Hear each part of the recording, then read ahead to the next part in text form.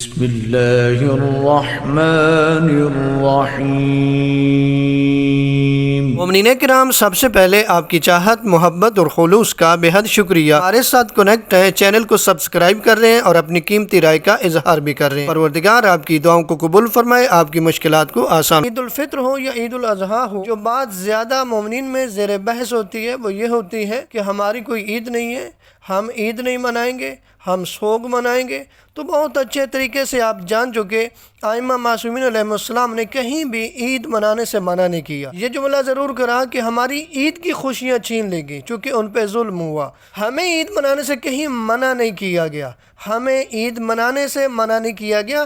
عید منانا مومن کا حق ہے، جو آپ نے سن لی۔ مومنین کرام، اب ہم بتاتے ہیں کہ نماز عیدین پڑھنے کا طریقہ کیا ہے۔ دونوں کے پڑھنے کا طریقہ ایک ہی ہے، تو ہم یہ طریقہ بتائیں گے۔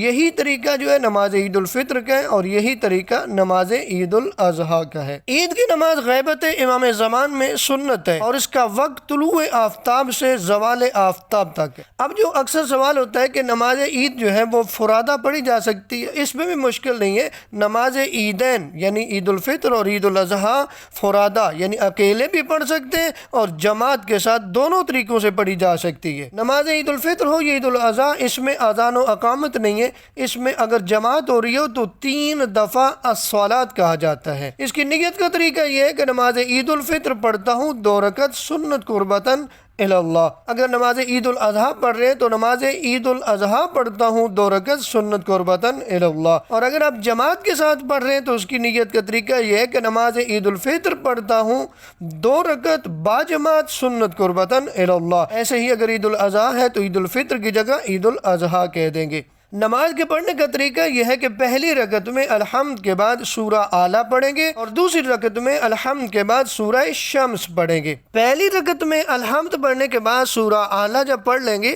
تو 5 قنوت پڑھیں گے، یعنی 5 تکبیریں، اللہ اکبر 5 دفعہ کر کے 5 قنوت پڑھیں گے۔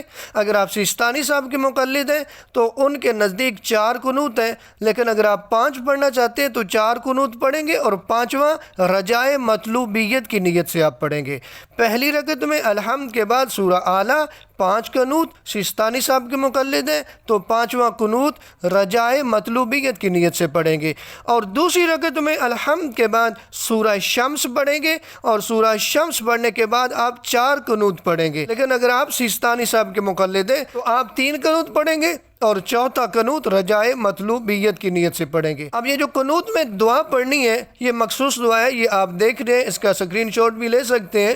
یہ دعا آپ 5 قنوت یا 4 قنوت جو بھی آپ نے پڑھنے ہیں اس میں پڑھیں گے۔ اگر آپ یہ نہیں پڑھ سکتے تو کوئی بھی قنوت میں دعا پڑھ سکتے ہیں، جو آپ کو یاد ہو وہ آپ پڑھ سکتے ہیں۔ مزید اس کا ہم آپ کو طریقہ بتاتے ہیں کہ نیت کا لینے کے بعد تکبیرۃ الاحرام کریں گے، پھر الحمد پڑھیں گے، پھر سورہ اعلیٰ پڑھیں گے پہلی رکعت میں، سورہ اعلیٰ پڑھنے کے بعد اللہ اکبر کر کے آپ قنوت پڑھیں گے، پھر آپ 1 قنوت پڑھنے کے بعد پھر اللہ اکبر کہیں گے، پھر دوسرا قنوت پڑھیں گے، پھر اللہ اکبر کہیں گے، پھر تیسرا قنوت پڑھیں گے، پھر اللہ اکبر کریں گے، پھر 4تھا قنوت پڑھیں گے، پھر آپ اللہ اکبر کر کے 5واں قنوت پڑھیں گے۔